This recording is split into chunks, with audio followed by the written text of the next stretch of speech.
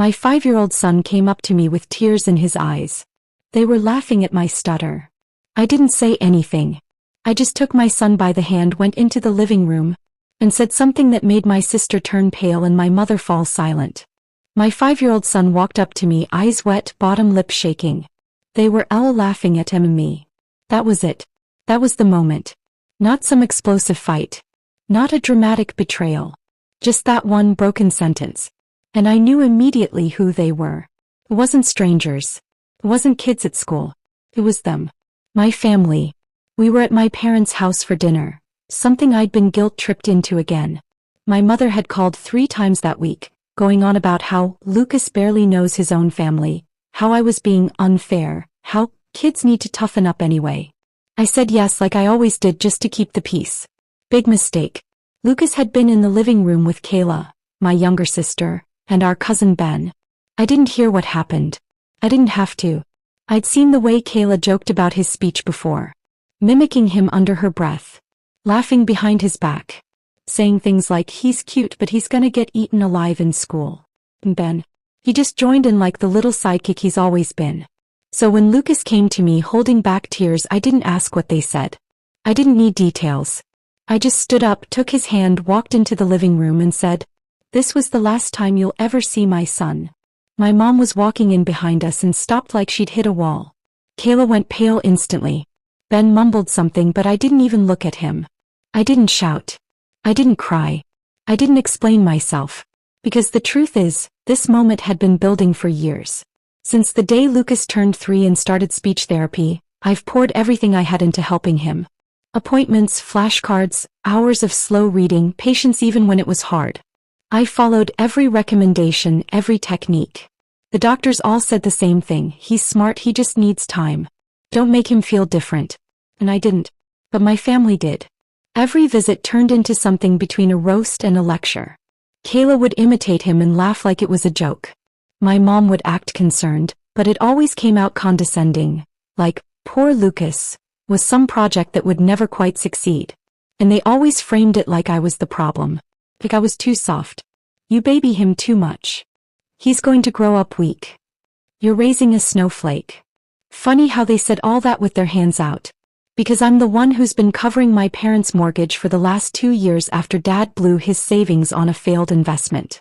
I'm the one who helped Kayla get into school, covered her tuition gaps, bought her books, even paid for her car insurance. They didn't call me soft then. They called me generous. They thought they could say what they wanted, do what they wanted, and I'd keep paying for it. But they crossed a line. After I made that announcement in the living room, I turned to my mother and added, "And starting next month, you'll need to figure out how to cover that mortgage yourselves." Then to Kayla, "You might want to look into community college. Because I'm done funding your education while you mock my son behind my back." I didn't stay to hear the fallout. I just took Lucas, grabbed our coats and left. They didn't chase after us. I think part of them still thought I was bluffing. That I'd come crawling back once I cooled off. They had no idea. Because this wasn't rage. This wasn't some dramatic storm of emotion. This was me finally waking up. And I wasn't just cutting them off. I was burning the bridge and never looking back. The drive home was quiet. Lucas sat in the back seat with his toy fox clutched tight, staring out the window. I asked if he wanted music and he just shook his head.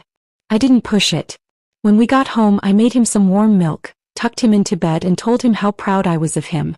Not just for telling me what happened, but for being exactly who he is. He nodded, and before I left the room he said, "I don't want to go be back there." "You won't," I told him. And I meant it. That night I opened my laptop and started the process I should have started a long time ago. I stopped the automatic payments on my parents' mortgage.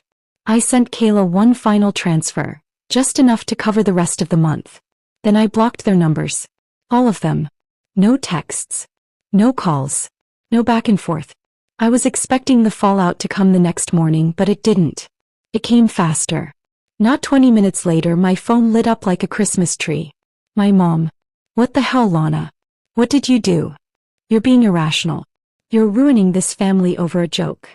You'll regret this." Kayla's was worse. "Are you serious right now? So I lose school because your kid can't take a joke? You're AF***ingy psycho." I didn't reply to a single message. I just screenshotted every one and filed them away in a folder titled, Proof I Did the Right Thing. But then came the real hit, a call from my dad. I hadn't heard from him directly in months. He always let my mom handle the drama. When I didn't pick up, he left a voicemail. Just 4 words. You owe us everything. That stuck with me. Not we're sorry. Not we didn't mean it. Not how's Lucas. Just entitlement. Just the expectation that no matter what they did, I'd keep paying for it. I thought maybe after a few days of silence they'd cool down. Apologize. Pretend to reflect. Instead they escalated. Kayla posted some passive-aggressive crap on social media about bitter single moms who can't take a joke, and children who are doomed from being coddled. I didn't respond. Then my mother sent a group email to the entire extended family, a long dramatic novella about how I was dismantling our family structure, how I turned Lucas against them, and how I was emotionally unstable ever since becoming a mother. She CC'd my aunts, my cousins, even my godmother. I sat at the kitchen table reading it with a strange sense of calm. Lucas was at school.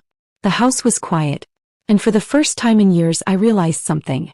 I wasn't scared of them anymore. They could spin whatever story they wanted. They could paint me as the villain. It didn't matter. Because they had no power left. And that was only the beginning.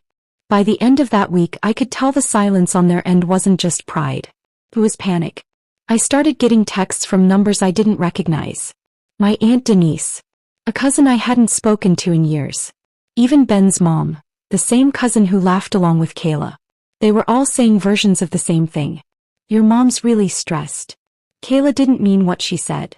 Don't punish the whole family for one moment. Not a single person asked how Lucas was. But then came the one message that actually made me pause, from the bank. A late notice. My name was still on the co-signed mortgage. I had stopped the automatic payments, but legally I was still tied to that house. I knew I'd have to deal with that mess eventually. I wasn't stupid. I had a plan. I'd been building it quietly ever since I got the feeling that someday I'd need a way out. I called the bank. Started the process of removing myself. It took weeks. Endless paperwork. Proof of payments. Account history. But I did it. And when the process was finally complete, I sent my mother the confirmation. Just one line. You're on your own now. 3 days later, Kayla showed up at my job. She actually stood at the front desk like nothing had happened, pretending she just wanted to talk. I asked my coworker to call security. Before they came, Kayla said, "You ruined my life over a stutter." And that was the moment I knew she still didn't get it. He thought this was about one joke, one night, one dinner. She didn't understand that this was years in the making. That I'd spent years taking their crap in exchange for some twisted version of peace.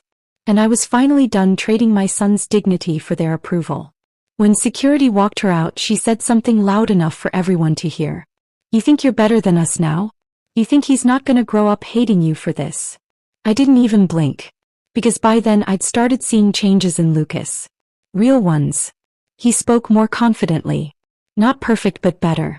His therapist said he was making progress faster than expected. He was smiling more. Sleeping better. He even started asking questions, real, thoughtful ones, like he was no longer afraid to speak. We read together every night. He liked the funny books, the ones with silly voices and animal noises. I'd slow down when he needed me to. Wait for him to finish his words. And one night after we finished a story, he looked at me and said clear as day, I love you, Not a single tear in his eyes.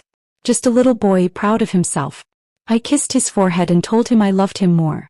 And in that moment I realized something else. I hadn't just protected him from them. I'd protected myself too. But while our lives were starting to settle, theirs were just beginning to fall apart. It started with the house. 3 months after I pulled the payments, the foreclosure notice went up. Big, bold letters on the front door of my parents' perfect little suburban home. The one they bragged about at every family gathering like it was some kind of trophy. Neighbors started whispering. Aunt Denise posted a vague, prayers needed for family going through hard times on Facebook. And then the calls started again. First from my dad. Then my mom. Then both at once.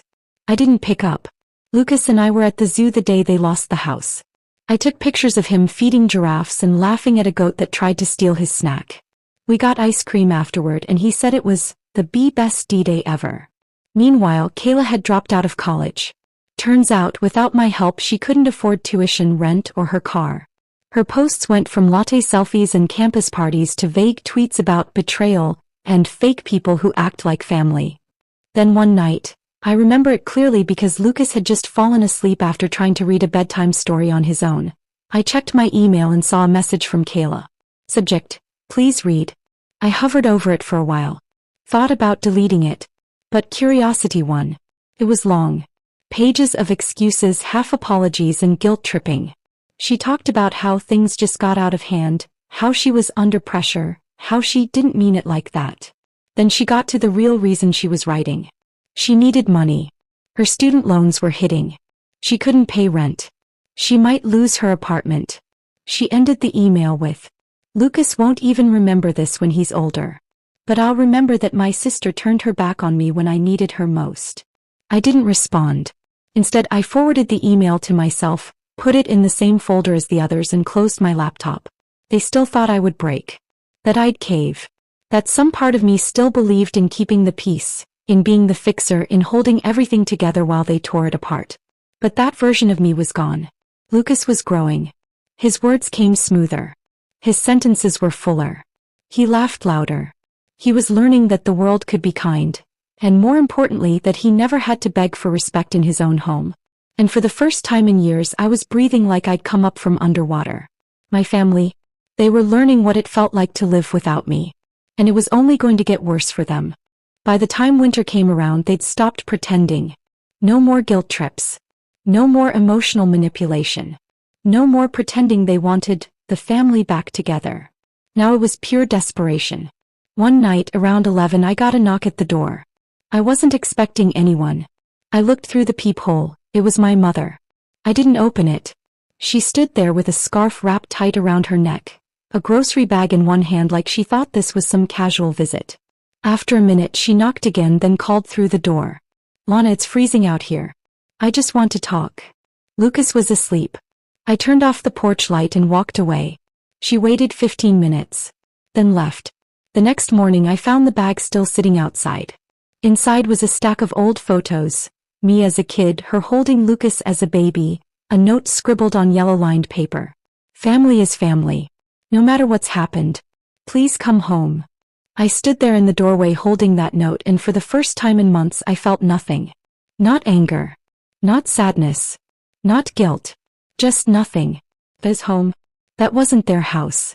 It never had been. It was this apartment with the dinosaur stickers on the fridge and the toy fox that traveled from room to room. It was Lucas pronouncing words he used to stumble over. It was peace. A week later I got a call from Kayla's number. I ignored it as always, but this time she left a voicemail. Her voice sounded different. Not angry, just worn down. She said she was staying with a friend. She didn't have a car anymore. She said something about needing to reapply for school, but that she had no clue how. Then she said something that almost made me laugh. "You don't have to talk to me. I get it.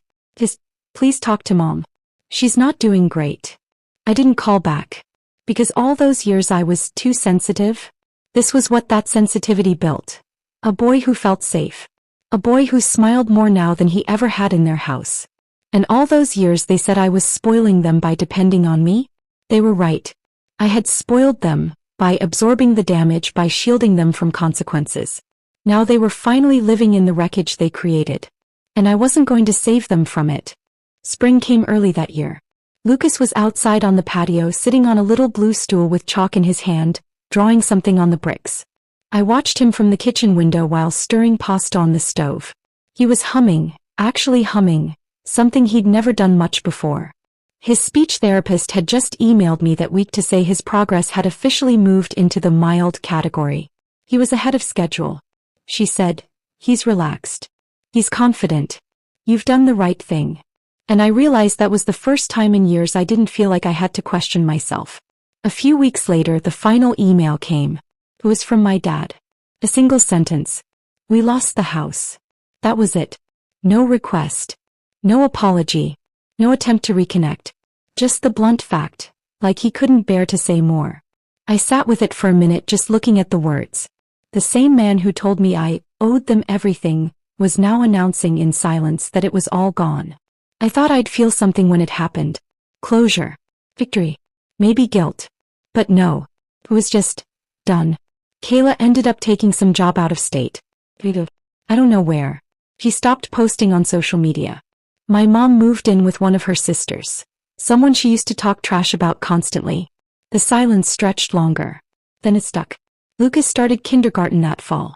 On his first day he stood in front of the mirror, backpack already on, and said, "I'm gonna make us so many friends." Then he looked at me and smiled. "I don't care if they all laugh." He said it without sadness. Without fear. Just like it was a fact, and he wasn't afraid of it anymore. That night after he fell asleep, I sat on the couch alone and let it all hit me. The years I spent twisting myself into knots trying to please people who wouldn't lift a finger for me. The apologies I made for them. The ones I made to them. The way they chipped away at me piece by piece until I believed I was lucky just to be tolerated. And all it took to tear it down was one quiet sentence from a 5-year-old boy with tears in his eyes. They laughed at him. Now they had nothing. And we had everything we needed. We had peace. We had each other. We were free.